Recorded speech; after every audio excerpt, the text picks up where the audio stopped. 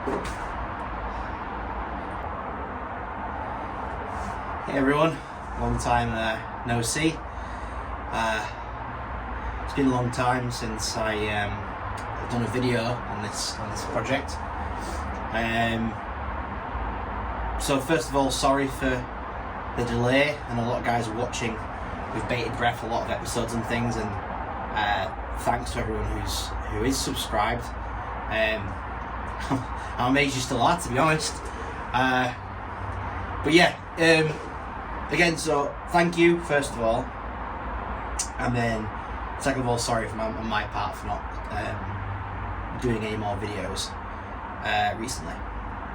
Lots of reasons for that. Some good, some bad. Bad ones is, things in life change, and your projects change, priorities change. For example, the good thing, recently got engaged to my partner of 11 years, I think it's been. I need to check that. I should probably know that, shouldn't I?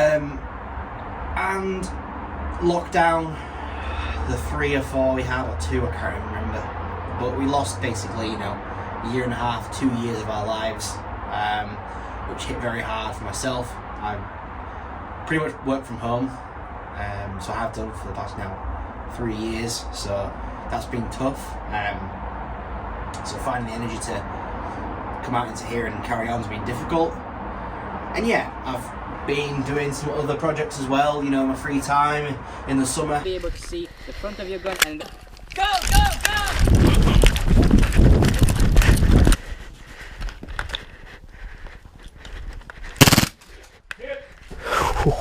So this kind of took a back burner, and also, as I always say, I do not enjoy the bodywork. And I didn't have the funds. Well, I'm not able to justify the cost of paying someone to finish the bodywork for me. So yeah, it's a point in my life where this has been put on the back burner, and that led to me starting to look at the whole project. Where does it end? And the key point is, am I truly happy with where it is? And as much as it pained me, I realised that I wasn't happy with the end project. And the way I can summarise that feeling is, because it took so long, and I've learned so much as I come along. As you can see, if you go back to the first videos, I basically clueless, just one dream to put a V8 in this thing and drive around. And because of the amount of setbacks I had, I think when it finally came to be, I was one, so invested in it now, and 2, I knew better, right? I looked at everything I'd done or decisions I made years previous and thought, why did I do it that way? I could have done it so much better. And that basically made the whole project feel like a prototype in my mind. That's the only way I can sort of say it. It didn't feel like a built piece. It was fine. There was no problems in the end. It still felt like a prototype. So that led me to some difficult decision of saying, well, looking at this whole drivetrain, the whole car itself, and said, the question came: do I just get rid? Sell the whole car? I've had this car since I was 21, a long time ago, so going on 13, 14 years now. It was my daily driver for a lot of that time, and I've always had it, so to get rid of the whole car would be a huge decision, and I think something I would regret. But the middle of the road was, well, why don't I just sell the whole drivetrain package? There's some good money tied up in it. It will go straight into another person's Mark III Capri with some modifications. So I sold it, and that leads me to basically why I'm stood in an empty engine bay. And that money went towards good things. So I got engaged, we were saving up to buy our first house, etc., etc. All that adult stuff. It's gone towards that pot. But that doesn't mean this project's over. The bodywork still is doing, and I'm going to chip away at it as time goes on. But I thought, it's not really fun. It's sat here with no engine, right? So that leads to the next thing. Why don't I quickly put a different engine in here that will be low cost to buy, that is, and install with very little effort. So that got me thinking, do I stick a Pinto in here? And I thought, a 4-cylinder is probably not gonna be worth it at all, other than just getting it to move up and down. And also, I looked at the price of Pintos, and they're extortionate now for what they are. So that went out the window. Then I thought maybe I might put a more modern engine in there. Why not stick like a K20 Honda engine or something in it, or a Z-Tech. That's a really popular mod. And again, I thought the 4-cylinder, nah. So I definitely didn't want another V8 because it'd just be too much effort. So I thought, okay, well, how about a V6? You know, there's plenty of V6s that came out of the factory. Sorry, Capris. If I get like the 2.8 or the 3 litre or the 2.9 24 valve Cosworth lump, hey, that'll go in. It'll go to the gearbox and don't need engine mounts. It'll literally just go in the car. And servicing it, everything else will be super simple, especially with the big extra space I've got now. So I thought, okay, V6. Start looking at the prices. Again, wow, they were extortionate. For 2.8s, you were talking thousands and over 1,000. For one that ran as well, so the important part was I need a whole engine. I didn't want to mess around, I just want something that I can just basically buy, that was running, put the gearbox on it and just sling it in here. Just so I have it movable and something to do. And yes, I couldn't find anything.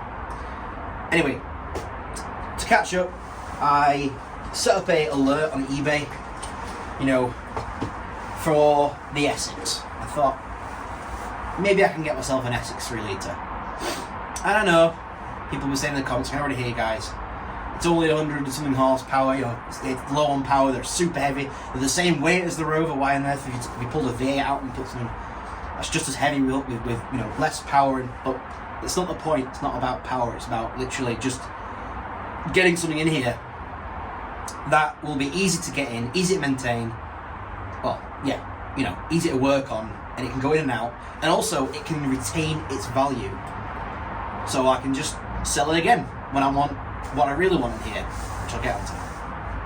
Anyway, long story short, I found it. It's sat actually right next to the camera. You can't see down there, but I'll show you some clips of me arriving on the pallet. And I found that I got a bargain on this. I got this for not a lot of money at all, with the gearbox, complete as well, with a clutch, manual flywheel, starter motor, you know, the carb, the fully dressed engine, alternator, the lot. So I was over the moon, and I've taken a very short look at it, and it's a good runner, I think. I hope. The cam load faces and everything inside the engine looks really clean. I've only had the rockers off and looked into the valley gasket with the intake out. I've had the sump off. All looks great. So fingers crossed this is a runner, and if it is a runner, I'll probably rebuild it and then sell it on and make some cash out of it, which I can put towards other things. But what's the end game? Well, for me, with this, the end game is going to be an LS. I think that's the way to go. They're just cracking engines for a kit car like this.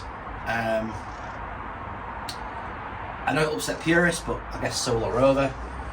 Just the LS motors, you can get them brand new.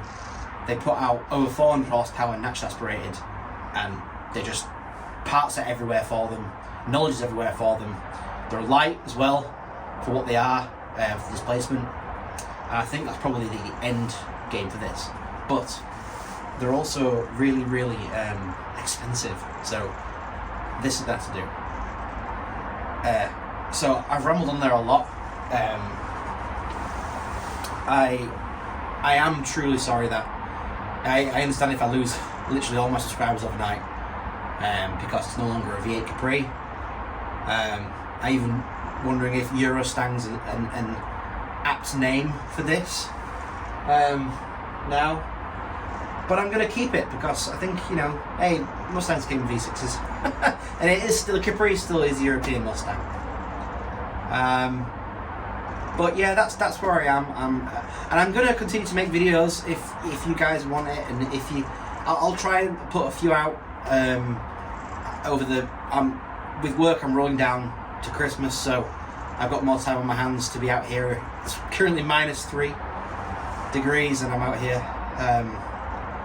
So I'll put some videos up about what I'm doing and everything else. Hopefully you guys like the content, and I'm interested to know as well. So just.